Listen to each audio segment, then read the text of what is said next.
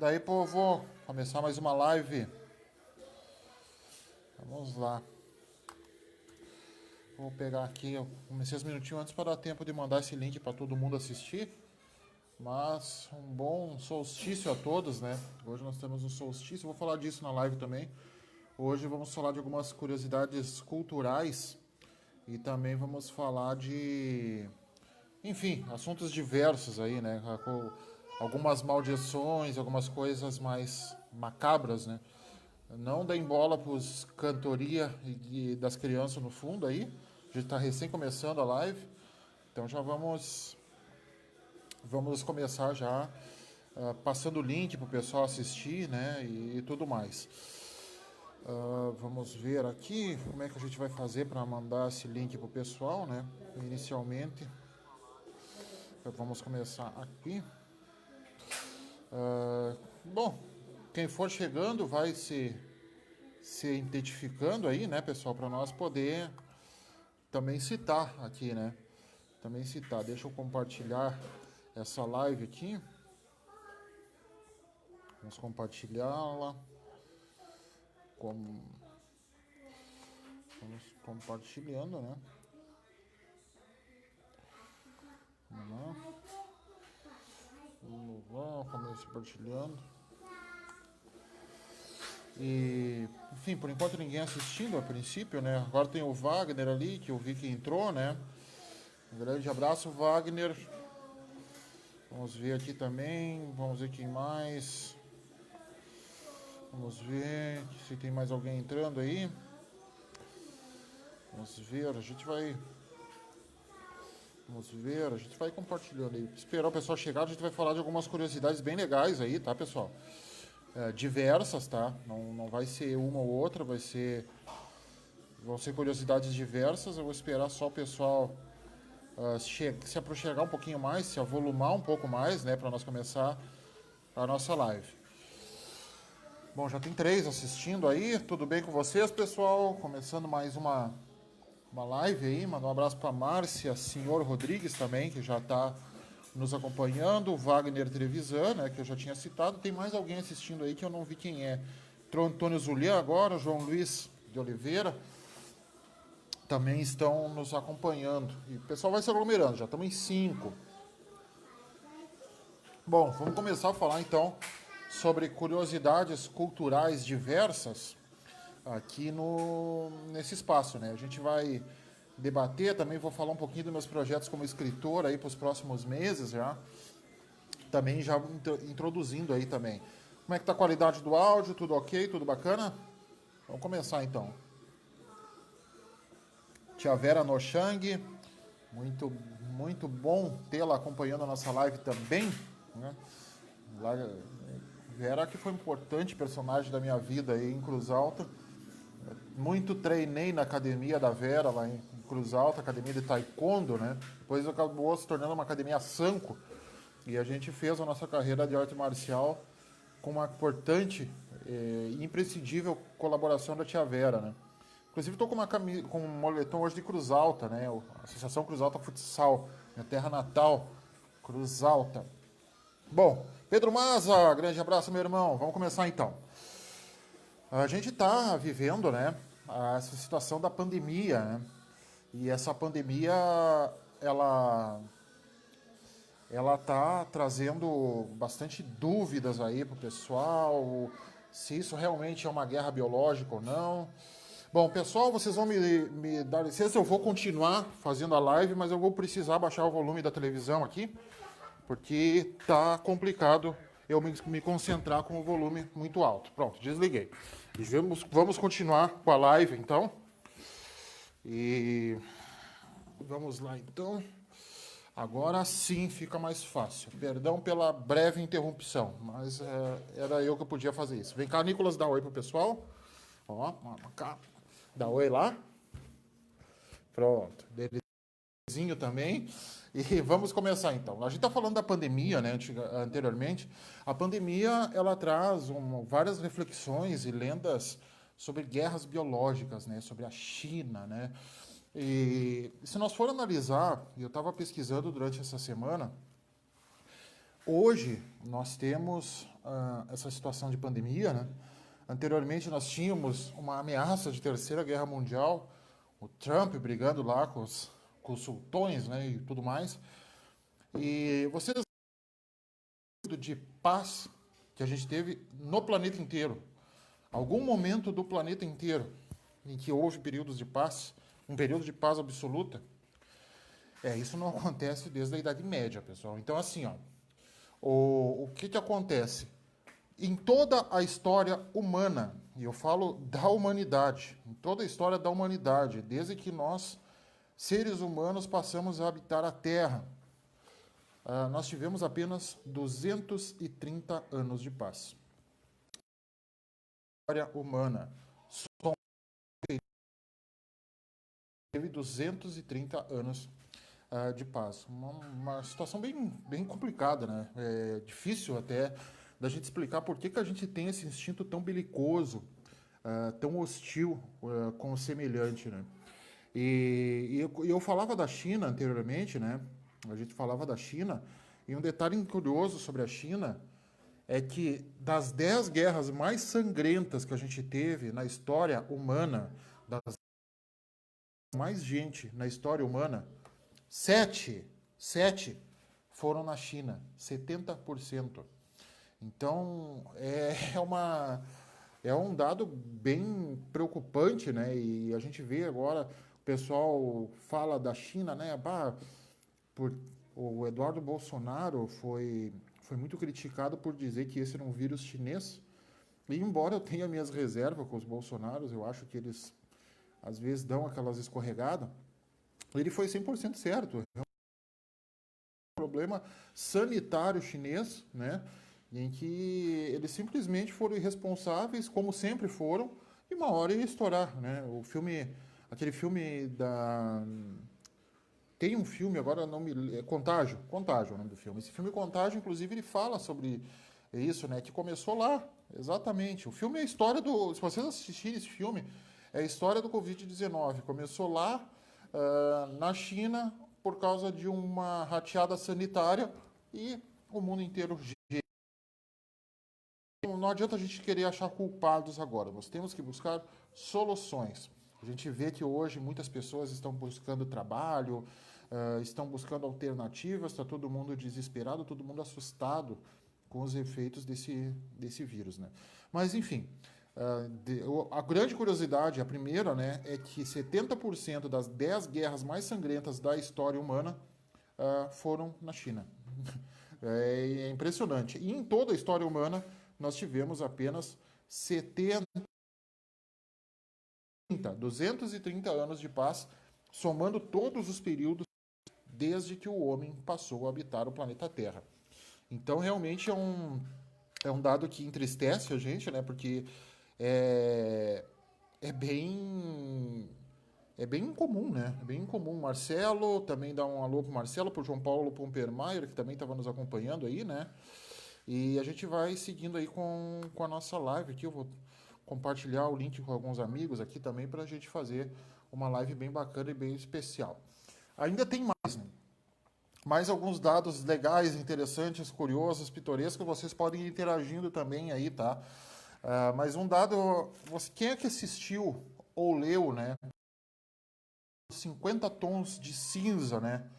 Que mostra uma mulher, né? O pessoal romantiza muito essa situação dos 50 tons de cinza, mas na realidade ele mostra uma mulher fascinada por poder, né? Que ela ela acaba, claro, talvez seja uma compreensão até meio preconceituosa minha, mas é uma mulher que se seduz, né? Pelo fato do cara ter grana, pelo cara ter poder e tal, e isso fascina ela e enfim, né? E aí eles partem para a parte do erotismo e de tudo mais. Mas eu falo em erotismo, eu vou trazer duas situações bem interessantes, né? Uma delas eu relatei no meu último livro, que eu vou falar daqui a pouco sobre meus projetos. ah, ah, bem, o último ano de paz, se eu não me engano, foi um pouco depois das Cruzadas, foi ali no século XIV, 1300 e alguma coisa. Eu já te confirmo, acho que é 1369. Foi um ano em que a gente teve 6 meses, Márcia, 6 meses sem nenhum conflito armado e sem nenhuma guerra no mundo. Mas foi um período curto, assim, foi 6 meses. A gente não teve um ano inteiro de paz, eu não me lembro de algum período nessa pesquisa que eu fiz. Assim, 230 anos de paz ao longo de toda a história humana, e a gente teve ali pouco depois ali das cruzadas, aí uns 40 anos depois dos templários, ali a gente teve um período de uns 5, 6 meses sem conflitos no mundo. Mas depois disso, pau e pau. Enfim, os 50 tons de cinza, ele fala de uma questão erótica que ela é vista, né, como uma situação calamitosa, como uma situação pecaminosa, né, a lascividade e tudo mais.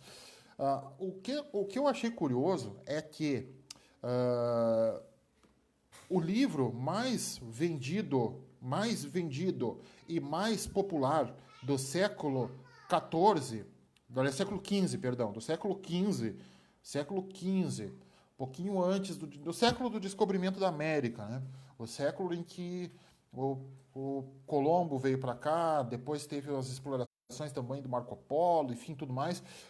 No Nessa época, no século XV, o romance, o livro mais popular do mundo era um romance erótico. Era um romance erótico. E esse romance erótico era chamado História de Dubos Amantes, ou numa tradução livre, né? Porque esse livro não está publicado em português, é A História de Dois Amantes. Esse livro é quase com 50 tons de cinza, assim, é um livro erótico, aventuras eróticas de um casal, tipo o livro da Madame Bovary, sabe? É uma aventura erótica com sexo no campo, com sexo no mato, com sexo na sala, na cozinha e tudo mais.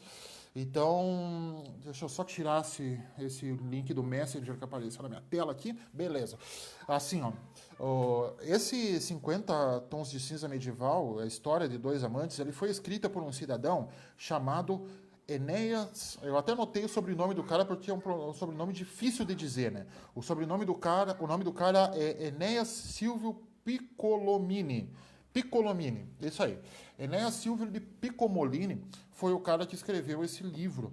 E por que eu estou citando esse livro erótico, que foi o livro mais vendido do século XV, né? Que é um livro que fala de aventuras sexuais de um casal com experiências sexuais das mais diversas. Boa tarde para a Lana também. Experiências sexuais das mais diversas, seja no campo, numa cozinha, enfim, embaixo de uma mesa, num quarto e tudo mais. Por quê? Porque o cidadão chamado Enéas Silves Piccolomini, algum tempo depois, ele entrou para a vida sacerdotal. E ele acabou se tornando padre, bispo, arcebispo, cardeal. E um belo dia, ele resolveu participar de um conclave. Né? Ele, como cardeal, ele participou de um conclave, esse cidadão. E ele foi eleito papa. E o nome desse papa é Pio II. Então, o que acontece? O cidadão o Piccolomini, que escreveu um livro erótico no século XV, posteriormente entrou para a vida sacerdotal, virou padre, começou a crescer dentro das ordens monásticas dentro da Igreja Católica, até se tornar cardeal, participou de um conclave e foi eleito Papa Pio II. É uma curiosidade bem bacana, né, em termos de história, né. Outra situação que sempre gera muita fascinação, teorias, né,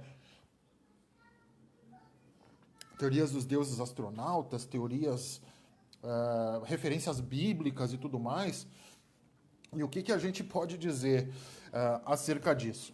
O Pirâmides do Egito é uma situação que fascina o mundo inteiro, que gera muita controvérsia e tal. As pirâmides eram túmulos? Alguns historiadores acreditam que sim.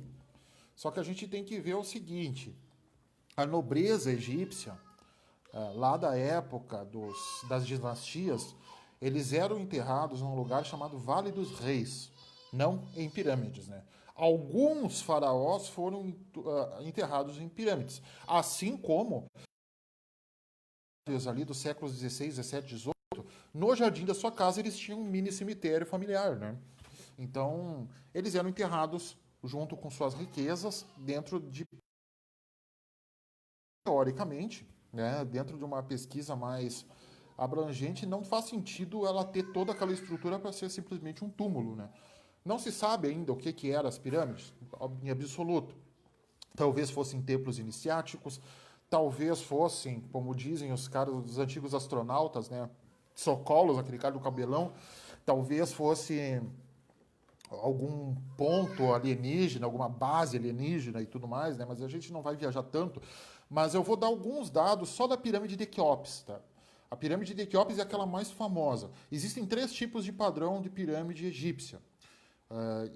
Todas as pirâmides seguem um desses 3 padrões que foram criados por 3 faraós. O padrão Khafre é uma pirâmide mais alta, cuja aresta é maior do que a base. Então ela fica uma pirâmide mais achatada, tipo um obelisco. Tá? Esse é o padrão Khafre. O padrão Mycerinos ela tem uma base maior do que as arestas. Então ela é uma pirâmide mais achatada e pequena. Né? Ela é baixinha. A pirâmide de padrão Quéops, ela tem arestas e base do mesmo modo. Todas as pirâmides elas são orientadas no sentido norte e sul. Uma das faces está sempre voltada para o sol. Né? Além disso, dentro da pirâmide, essa situação é curiosíssima. A pirâmide de Quéops ela tem 180 milhões de blocos de granito. Eu vou repetir a informação. 180 milhões de blocos de granito. Esses blocos de granito, eles não têm nenhuma coisa que o conecte, não tem uma argamassa que conecte. As pedras eram cortadas e encaixadas como se fosse um quebra-cabeça. Né? Na fenda da pirâmide, entre uma pedra e outra, não passa nem uma gilete, nada. Essa pirâmide ela acaba tendo uma área bem abrangente, né, de 180 metros quadrados e 18 milhões de blocos de granito. As pedras, olha lá, são 180 milhões de pedras. Né? Cada pedra pesa, em média, 4 toneladas. Algumas dessas pedras chegam a pesar 25 toneladas. Mas a maioria das pedras elas pesam de 3 a 4 toneladas. Essas pedras eram arrastadas no deserto e cortadas e encaixadas como quebra-cabeça. Tecnologia para isso, a gente não sabe quais foram usadas. É um mistério de como as pirâmides foram construídas. A gente não sabe como elas foram construídas. Mas que as pirâmides ao redor do mundo, e esse é um detalhe bem curioso. Pega as pirâmides astecas, incas aqui nas Américas, tu pega as pirâmides submersas do Japão, tu pega as pirâmides do Egito, enfim, a gente tem um monte de pirâmides, de construções de formato piramidal ao longo do mundo, e essas pirâmides, elas estão alinhadas, pasmem, elas estão alinhadas. As pirâmides ao redor do planeta, elas formam eixos perfeitos. Interessante esse dado. Né? As pirâmides no mundo, as principais, né, de cada país, elas estão alinhadas. Outro detalhe que a gente vai trazer aí, né? Não sei, quando vocês tiverem perguntas aí, vão fazendo, tá, pessoal? Vamos participando junto aí, que fica mais fácil para mim também falar, certo? Esse é o pessoal que está acompanhando. Bom, a gente tem das situações que a gente vai se propôs a falar, personagens históricos, né, que se desenvolveram mitos ao entorno dele. Um dos principais no Brasil e que acaba sendo um mito e tal, antes desse personagem eu vou falar do Dom Pedro I. Tá? O Dom Pedro I foi o cara que proclamou a República, a independência, não a República. A República foi o Marechal Deodoro da Fonseca, numa trairagem sem tamanho ao Dom Pedro II, ele proclamou a República, né? Mas a gente vai falar do Dom Pedro I. O Dom Pedro I, ele fez o grito da independência às margens do rio Ipiranga, do Riacho Ipiranga. O que acontece? Algumas curiosidades deste evento que levou, então, o Dom Pedro II aí a proclamar o Dom Pedro I, melhor dizendo, a proclamar, né, a independência do Brasil. Teve a situação do dia do Fico, uns dias antes, né? E aí nós tivemos a situação da independência. Portugal sacaneou o Brasil, chegou os documentos dizendo que Dom Pedro I tinha que obedecer às. Aí o que o Dom Pedro I fez? Ele pegou, subiu em seu cavalo branco, empunhou sua espada e disse independência ou morte. E, antes um texto muito bonito, né, que ele fala antes disso. Bom, o Dom Pedro I, na realidade, ele estava montado numa mula, não num cavalo branco, tá? O José Américo, um pintor, que foi o mesmo pintor que falou do Tiradentes, que é um personagem que eu vou falar daqui a pouquinho, ele fez o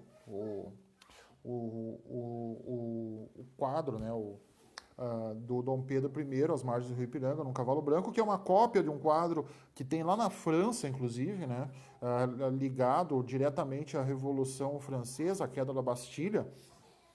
Ele fez esse texto, essa obra de arte.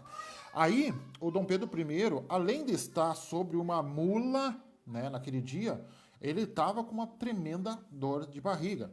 Ele tinha uma dor de barriga, assim, imensa, o Dom Pedro I. Aí, o que ele fez? Ele estava andando, e a cada vez ele parava. Ele parava e, como dizia meu avô, ia aos pés, né? Ele fez isso várias vezes. E quando ele parou nas margens do Rio Ipiranga, não foi por ser um ponto estratégico, foi para, desculpe o termo, me falta outro, mas foi para defecar de novo. Então ele foi lá e defecou as margens do Rio Ipiranga e aí ele recebeu aquele documento de um emissário, né, de um mensageiro, e aí ele se indignou e aí sim ele subiu em cima da sua mula e decretou a independência do Brasil. Então a independência do Brasil, na realidade, ela foi proclamada, né, a proclamação da independência, a partir de uma necessidade fisiológica do Dom Pedro I. Uma curiosidade meio bizarra aí, mas a gente traz aí também, tá? Esperando aí, pessoal, interagir aqui, deixa eu dar mais umas. O Pedro Mas aí tá dizendo que está acompanhando a nossa live, e então, deixa eu só responder uma mensagem. Vamos ver aqui, respondendo aqui para o pessoal, e vamos seguindo. Bom, seguindo, nós tivemos ainda um personagem que gera feriado no Brasil, um país cristão, e que tem um mártir e um herói feito por encomenda. E o nome desse herói é Joaquim José da Silva Xavier, o Tiradentes. Por que ele é feito sob encomenda? Claro, ele teve aquela situação ali da conspiração, né? Da conspiração, e ele foi traído por um cidadão chamado Joaquim Silvério, melhor amigo dele, para não se ferrar, ele foi lá e ferrou o Tiradentes. O Tiradentes foi preso e Felipe Apolinário, só respondendo, antes de continuar com o Tiradentes, respondendo a Felipe Apolinário. O Dom Pedro I foi um dos primeiros cidadãos do país oriundos da Europa, não europeus, ou seja, que tinham o hábito do banho diário. Um cara, pelo contrário, ele era um cara extremamente vaidoso, e ele era um cara que ele tinha. Era quase que um Michael Douglas da época. Ele não podia ver uma tábua com nó, sabe? Ele ia lá. E o Dom Pedro I, na realidade, era um cara higiênico, extremamente sedutor e muito eloquente, né? Ele é um cara extremamente culto também. Então, ele parecia meio largado, mas na realidade ele era um roqueirão da época, era um rebelde, sabe? Era um rebelde, tanto que ele se rebelou contra o próprio pai para decretar a independência, né? Aí nós tivemos ainda a situação do Tiradentes, voltando lá para o Tiradentes. O Tiradentes, o Dom Pedro II, sim, foi o melhor cidadão, para mim, o maior brasileiro de todos os tempos, o Dom Pedro II, e hoje o Brasil, o que tem de bom veio dele, né? E isso é uma coisa que a gente pode frisar. Ainda farei uma live sobre os governantes brasileiros, mas depois. Aí nós tivemos o Joaquim José da Silva Xavier Tiradentes, ele foi entregado pelo Silvério, né? e foi preso. Ficou alguns anos preso, né? Não foi, ele foi preso e executado, não, ele ficou alguns anos preso. Ele foi preso em Minas Gerais, ele foi executado no Rio de Janeiro, que era a capital do país na época, né? E do país, da província, né? Do território brasileiro, o carro-chefe era o Rio de Janeiro.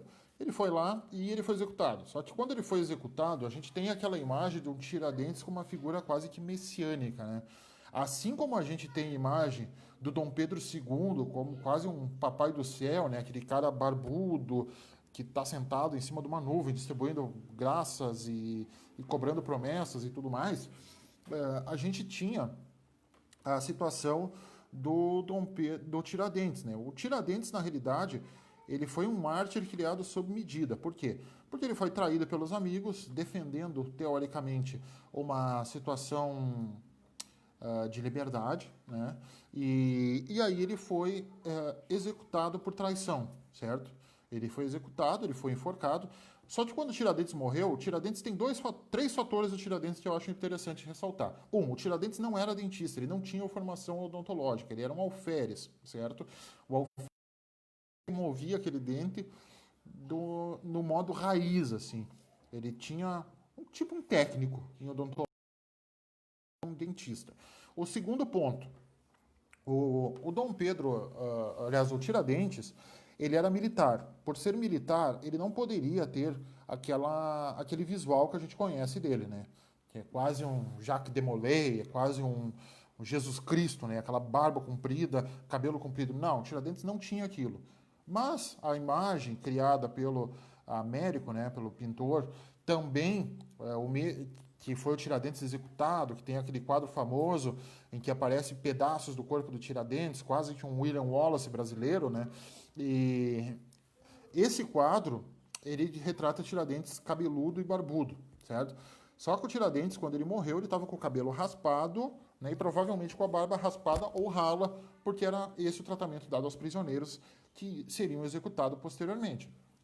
Além disso, além desse fator, a gente tem ainda que destacar que o Tiradentes acabou sendo uma espécie de exemplo negativo ou positivo, né? Positivo por lutar pelos ideais e tudo mais, e negativo porque acabou fazendo como a Escócia fez com William Wallace, né?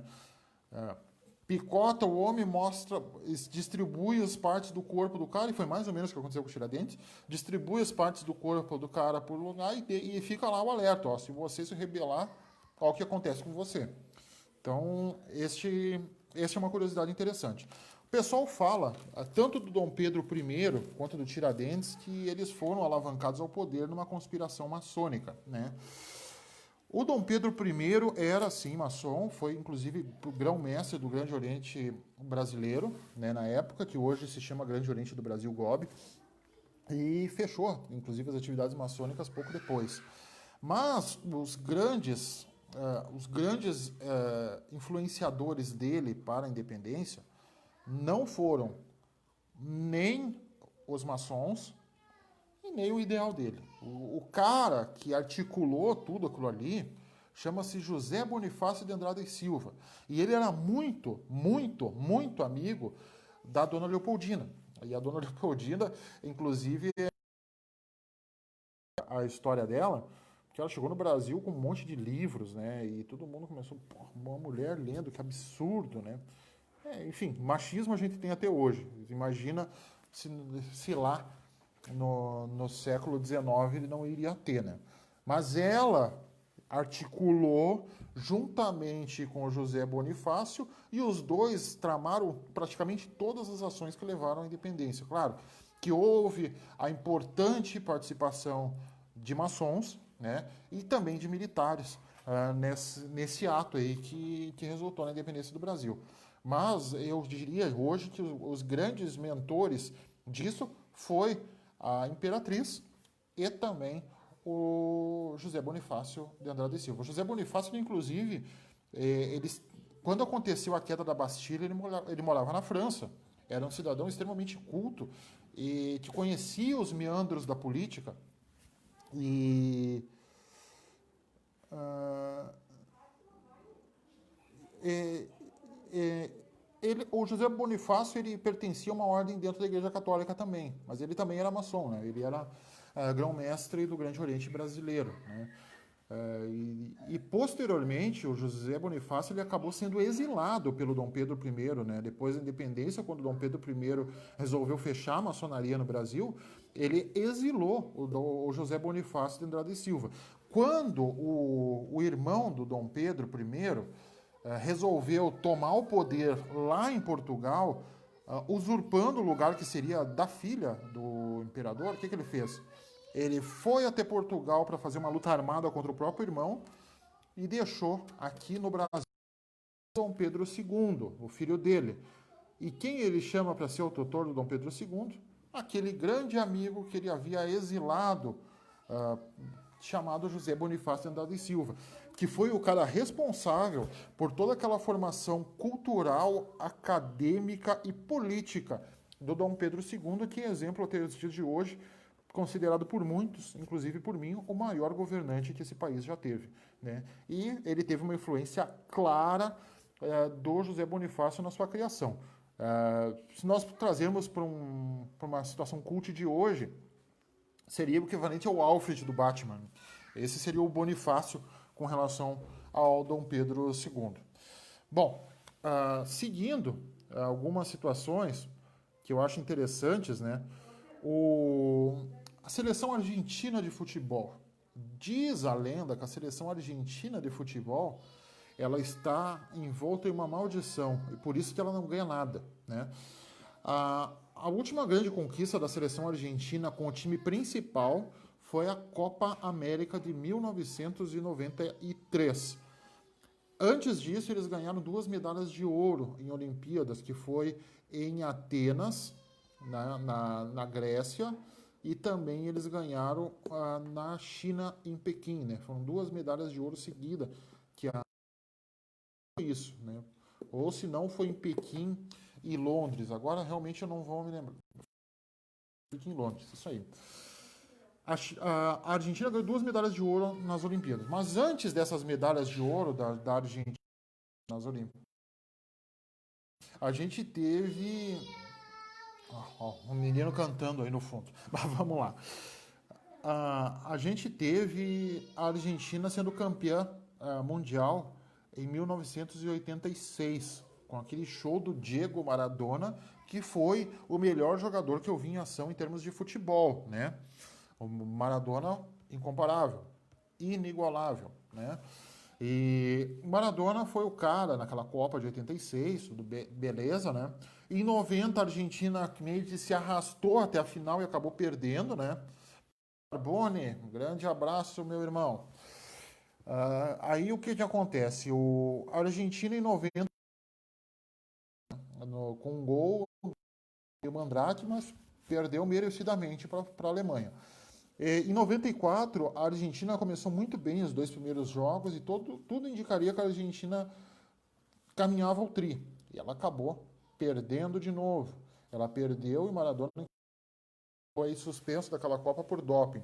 Em 98, eles tomaram um gol no último minuto contra a Holanda e também perderam, né? Em 2002, a Argentina chega como favorita à final da Copa do Mundo, né? E líder do ranking da FIFA, e ela não passa da primeira fase. Em 2006, a Argentina vai muito bem, joga muito bem de igual para igual com a Alemanha e perde nos pênaltis. Em 2010, a Argentina retrasa a figura de Maradona, vai muito bem até pegar a Alemanha e tomar 4-0, né? Pelo menos não foram 7, né? Dizem os argentinos. Tomaram 4-0.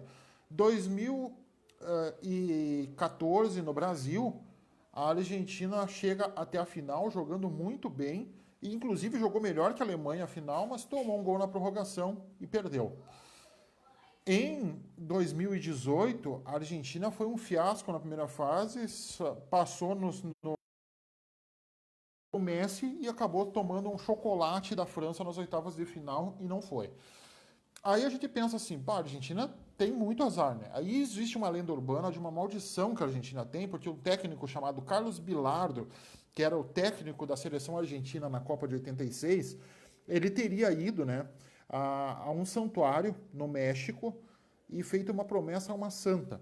Ele fez essa promessa a uma santa dizendo que ele faria, junto com jogadores, com 14 jogadores que estavam com ele naquele dia, entre eles Diego Maradona, eles fizeram uma promessa nesse altar e disseram que se eles ganhassem a Copa do Mundo, eles iriam fazer aquela peregrinação com a taça, a peregrinação da Santa. Seria tipo aqui em Bento Gonçalves nós fazer o Caminho de Caravaggio, né, que o Filipão fez em 2002, ou nós fazer, por exemplo, lá em Cruz Alta, a trilha da Romaria de Fátima, né, ou, enfim, exemplos a gente é o que mais tem. Aí o que acontece? Eles não fizeram isso, eles ganharam a Copa e se mandaram para a Argentina, festa, festa, festa, e era isso.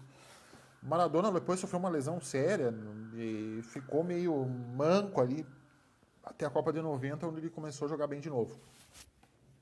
E logo depois o Maradona teve toda aquela maldição das drogas na vida dele, quase morreu, entrou em coma, enfim, deu a volta por cima e teoricamente estaria abstêmio e tudo mais.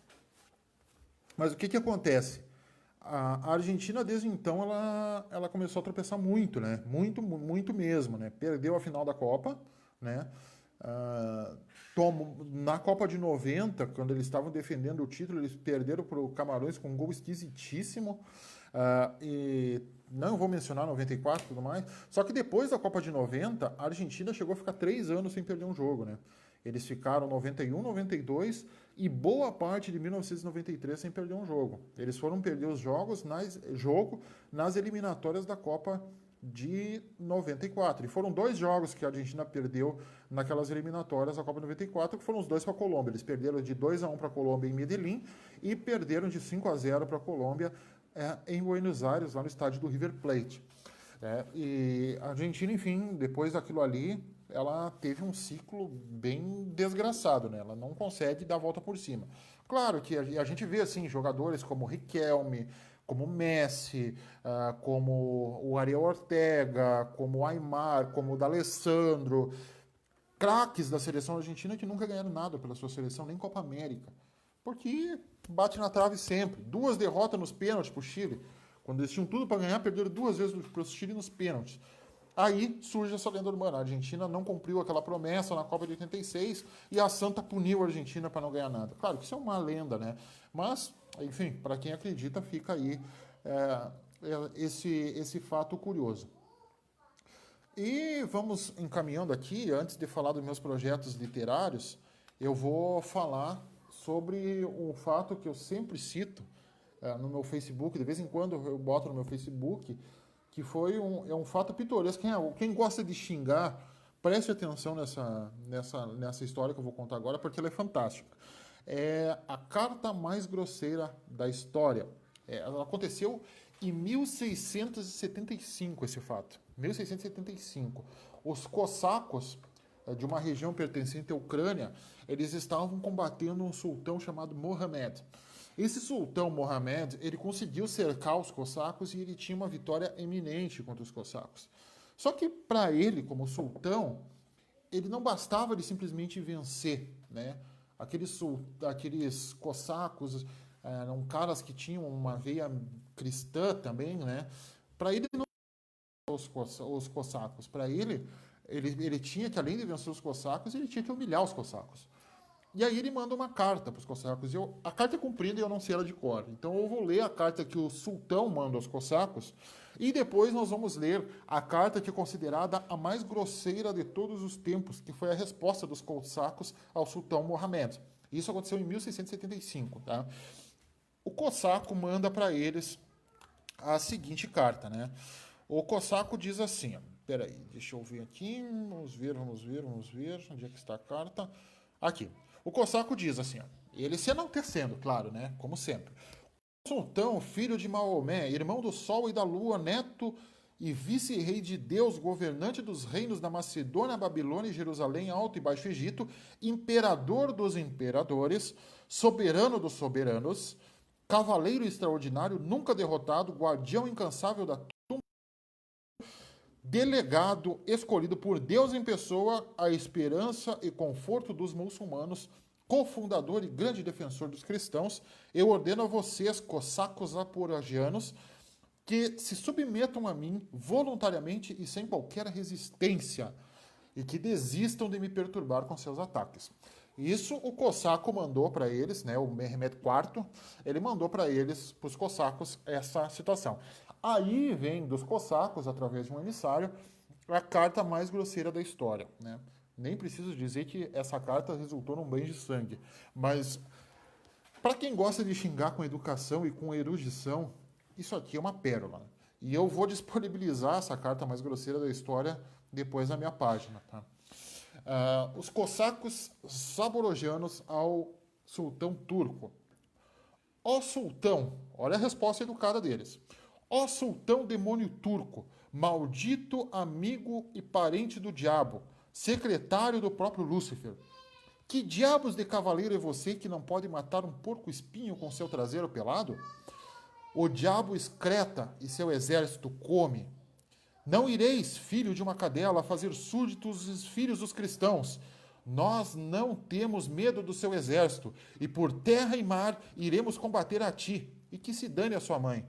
Sois um serviçal babilônico, fazedor de rodas macedônico, cervejeiro de Jerusalém, come cabras da Alexandria, criador de porcos do Baixo e Antigo Egito, porco da Armênia, ladrão podoliano, pederasta passivo do Tártaro, carrasco de Caiametes, bobo da cor mundo e submundo, um idiota perante Deus, neto da serpente, cãibra de nosso falo, nariz de porco, rabo de égua, vira-latas de abatedouro, seu testa sem crisma, que se ferre você e sua mãe. E assim, os zaporoianos declaram, ó fracassado, não irás nem mesmo criar porcos para os cristãos. E agora concluímos, pois não sabemos a data e não temos calendário. A lua está no céu, o ano está com o Senhor, o dia o mesmo aqui e aí, e beija a nossa bunda. Essa foi a resposta, né, dos cossacos zaporoianos ao sultão Mohamed IV. Claro que isso gerou um banho de sangue depois, né? Mas a erudição e a beleza poética desses xingamentos aqui que os sultãos fizeram é algo fantástico, assim, né? Testa sem crisma, né? Olha que xingamento mais inteligente, né?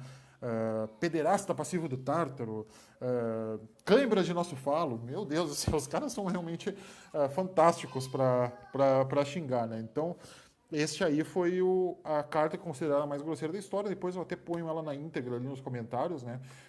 Para vocês acompanharem. Bom, pois bem, projetos literários, né? Para nós encerrar essa live, né? Tivemos uma participação legal aí do pessoal, bacana, né? Para nós encerrar essa live, nós vamos então trazer alguns projetos literários meus nos próximos dias, né? Estarei alimentando, né? O site Vida em Equilíbrio ali, onde eu sou um dos colaboradores com colunas. Estarei escrevendo algumas colunas para o site Vida em Equilíbrio, né? Terminei um livro sobre maçonaria. Esse livro deve ser lançado ainda esse ano. Estou trabalhando já em mais um sobre a mesma temática, que também deverá ser lançado ainda esse ano. Então serão 2 livros sobre maçonaria até dezembro. Além disso, a gente tem também um projeto para 2021 lançar o romance A Pedra Oculta, que é um romance que está ambientado na Revolução Federalista, que eu tive alguns problemas de pesquisa, difícil achar alguns materiais aí para a gente fazer a conclusão dessa obra, mas a gente está bem encaminhado nesse sentido, então essa obra vai ser concluída ainda esse ano, em 2021, se Deus quiser, essa obra estará sendo comercializada. O meu livro sobre lendas urbanas de Cruz Alta e também o Tempora Austin, que é aquele romance esotérico que eu lancei em 2015, os 2 livros estão disponíveis no Clube dos Autores. Aqui na página vocês podem achar, rolando um pouquinho para baixo, o link para aquisição direta desses livros, né? Lendas Urbanas de Cruz Alta, que a gente acabou mudando o nome do título para Figuras Lendárias de Cruz Alta, e também o livro Tempora Austin. Então vocês podem procurar aqui embaixo para aquisição, tanto em formato físico quanto PDF, né? Então esses livros estão disponíveis para aquisição. E aí, a gente tem aí no próximo, até o final do ano, Maçonaria, o Legado do Aprendiz, que é um livro de minha autoria também, que já está em revisão com a editora. A gente vai, assim que souber a data de lançamento, a gente vai divulgar. E também a gente está fazendo aí também uma história, já em colaboração com outros irmãos, aí, uma história sobre uma loja maçônica aqui de Bento Gonçalves. Mas enfim, é isso. Agradeço a participação de todos e a gente vai seguindo. Então, pedindo a todos que se cuidem, né? E que sigam acompanhando aí a nossa página, interagindo conosco, Facebook. Vou publicar esse vídeo no YouTube daqui a pouco também. E todos fiquem bem à vontade, fiquem com Deus. Um bom final de semana. Obrigado a todos que acompanharam. Que Deus abençoe a todos e tenhamos um bom final de semana, uma semana muito harmoniosa, que esse vírus chinês vá embora logo e que a gente possa viver a vida feliz novamente, valorizando o que é importante e, acima de tudo, usando a verdadeira pedra filosofal, né, que é o amor. Essa pedra filosofal, o amor, ela é capaz de transformar tudo. O homem chumbo, pesado, em homem ouro, né, esplendoroso. É isso. Obrigado, pessoal. Fiquem com Deus. Bom final de semana a todos e a gente se vê por aí.